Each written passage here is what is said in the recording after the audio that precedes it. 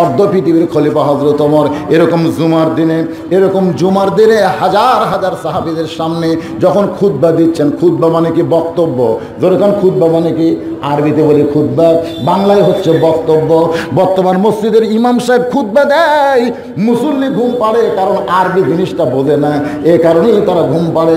ওমর ফারুক যখন খুতবা দিচ্ছিলেন, এমন সময় হাজারো সাহাবীর মাঝখান থেকে একজন সাহাবী দাঁড়িয়ে এভাবে আঙ্গুল তুলে বলতেছে, ইয়া আমির আল মুমিনিন, আপনার খুতবা শোনা জায়েজ নাই, আপনার খুতবা শোনা জায়েজ নাই। যেই মাত্র বলেছেন আপনার খুতবা শোনা জায়েজ নাই, সঙ্গে সঙ্গে প্রত্যেকটা সাহাবী চমকে উঠছে, কারণ যেই মানুষটাকে বলতেছে আপনার খুতবা শুনবো না, আপনার খুতবা শোনা জায়েজ নাই, সেই মানুষটা কি সাধারণ মানুষ নাকি? এমন একজন মানুষ যার সম্পর্কে রাসূল বলেছেন, আমার ওমর যদি কোনো রাস্তা দিয়ে যায়, ওই রাস্তা দিয়ে শয়তানও যাইতে ভয় পায়। সুবহানাল্লাহ কবেন না? নরম না গরম? এর আগেও আজ আমি পাশে বলেছি, আল্লাহ নবী চারজন সাহাবীর ব্যাপারে বলেছে, এই চারটাই আমার এক নম্বর। তখন সাহাবীরা বললেন, হুজুর চারজন কিভাবে এক নম্বর হয়? রাসূল বললেন, গরমে এক নম্বর আবু বকর, নরমে এক নম্বর আবু বকর, গরমে এক নম্বর ওমর, সম্পদে এক নম্বর ওসমান, আর জ্ঞানী এক নম্বর আলী। জোরে কোন সুবহানাল্লাহ। ওমর ফারুকের চোখ দিয়ে দর দর করে পানি পড়তেছে। দেখেন আইন মন্ত্রী এখন অর্ধ পৃথিবীর খলিফা হয়েছে, তার চরিত্রটা কেমন, চোখ দিয়ে পানি পড়তেছে। এভাবে বললেন, ভাইজান আমার খুতবা শোনা জায়েজ নাই, এই ফতোয়া কেন দিলেন একটু শুনতে চাই। অর্ধ পৃথিবীর খলিফা, খালি মসজিদের ইমাম না, অর্ধ পৃথিবীর খলিফা। চিন্তা করেন, আমাদের বর্তমান যদি কোনো এমপিকে এরকম কেউ বলে ভাষণ দিবার এখানে আইচ্ছে, মনে করেন ভাষণ দিবে, এমপি সাহেব আপনার ভাষণ শোনা জায়েজ না, এ কথা বললে ওর বাঁচা আছে? আর বাঁচা আছে? কিন্তু হযরত ওমর বললেন, ভাইজান আমার খুতবা শোনা জায়েজ নাই কেন?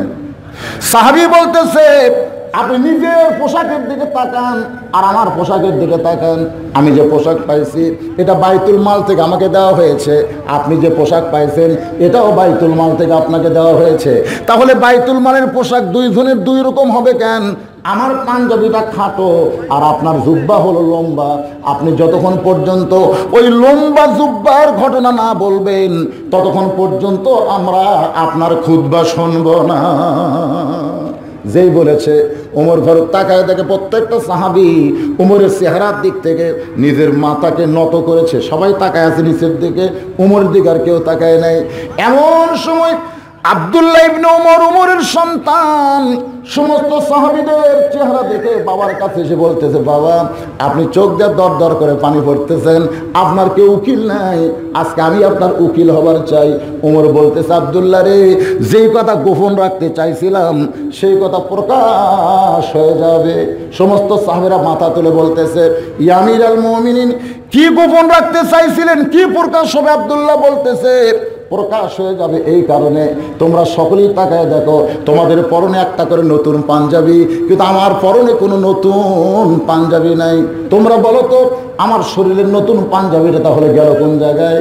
তোমরা যখন ঘুমিয়েছিলে এই গভীর রাত্রে আমার বাবা হযরত ওমর আমার দরজার কাছে এসে যখন ডাক দিল, আমি সঙ্গে সঙ্গে দরজা খুলে দেখি বাবা একটা পাঞ্জাবি নিয়ে আমার সামনে দাঁড়াইছে। আমি আব্দুল্লাহ খুশি হয়ে বললাম, বাবা একটা পাঞ্জাবি বাইতুল মাল থেকে আমার দিছে, আর একটা পাঞ্জাবি দেওয়ার জন্য রাত্রেবেলা আইছেন। ওমর বলতেছে, আব্দুল্লাহ রে, তোরে আমি পাঞ্জাবি দিবার আসবো কেন? আমি তোরে দেখাইতেছি, দেখ এই পাঞ্জাবি গায়ে দিয়েছিলাম কিন্তু গায়ে ছোট হয়, তোর পাঞ্জাবিটা আমারে দান করে দেবা যান। তোর পাঞ্জাবি আর আমার পাঞ্জাবি মিলে আমি একটা লম্বা জুব্বা বানাবার চাই।